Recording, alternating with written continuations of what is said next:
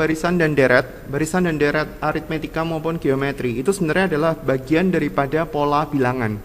Pola bilangan ini nggak cuma ada satu barisan dan deret aritmetika dan geometri aja, tapi dia sebenarnya adalah pola yang secara umum. Misalnya kita punya pola tertentu.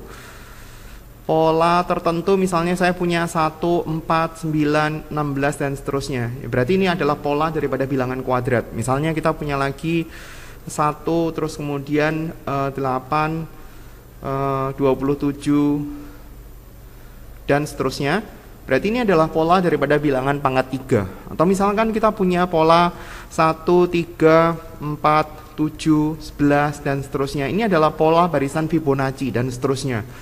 Barisan aritmetika dan geometri itu adalah pola khusus, di mana ini saya singkat ya, barisan aritmetika atau deret aritmetika, ini barisan geometri atau deret geometri.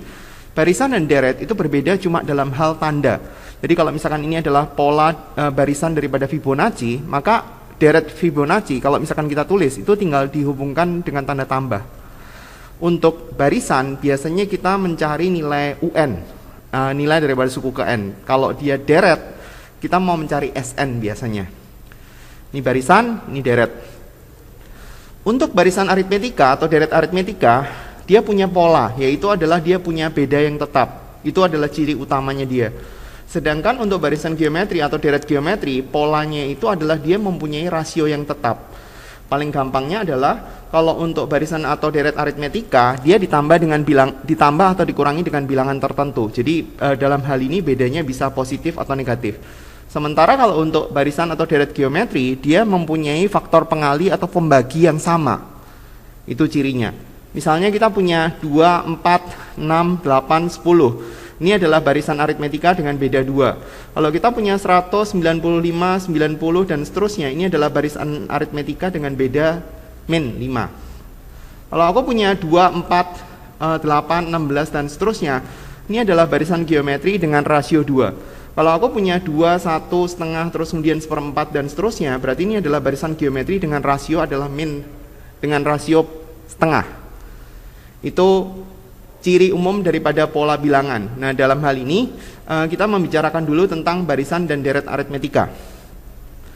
Barisan dan deret aritmetika berarti dia polanya sama, ditambah atau dikurangi dengan bilangan yang sama. Jadi dia ditulis dalam bentuk U.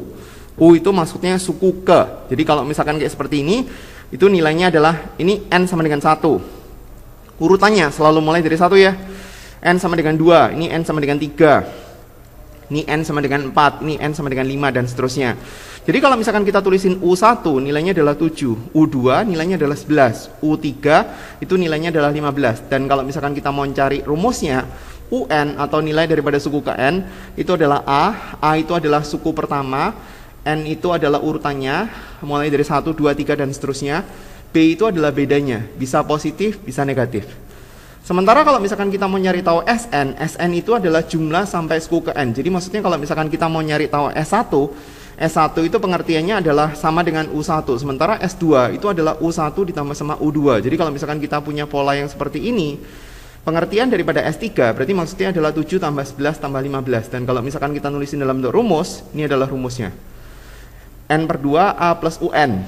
Ini untuk barisan dan deret aritmetika ya. Jadi yang punya beda yang tetap.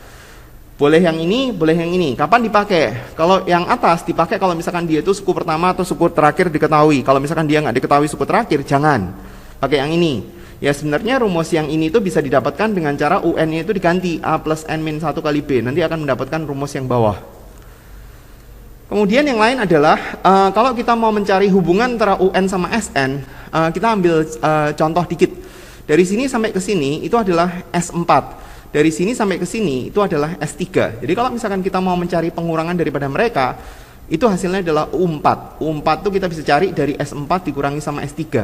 Nah, itu kan nanti kan dapat. Jadi dengan rumus yang itu kita bisa menuliskan bahwa UN itu sama dengan SN min SN min 1. Contoh, misalnya kita punya SN 2N kuadrat min 5. Jadi kalau kita mau nyari tahu UN gampang. Kita tinggal cari SN-1. Jadi N-nya diganti sama N-1, ini diganti N-1 kuadrat dikurangi 5, terus kemudian dimasukin SN min SN-1. Nah, ini nanti kita bisa ketemu. SN-nya kita ganti ini, SN-1-nya kita ganti ini, nah nanti kita bisa ketemu rumus yang UN.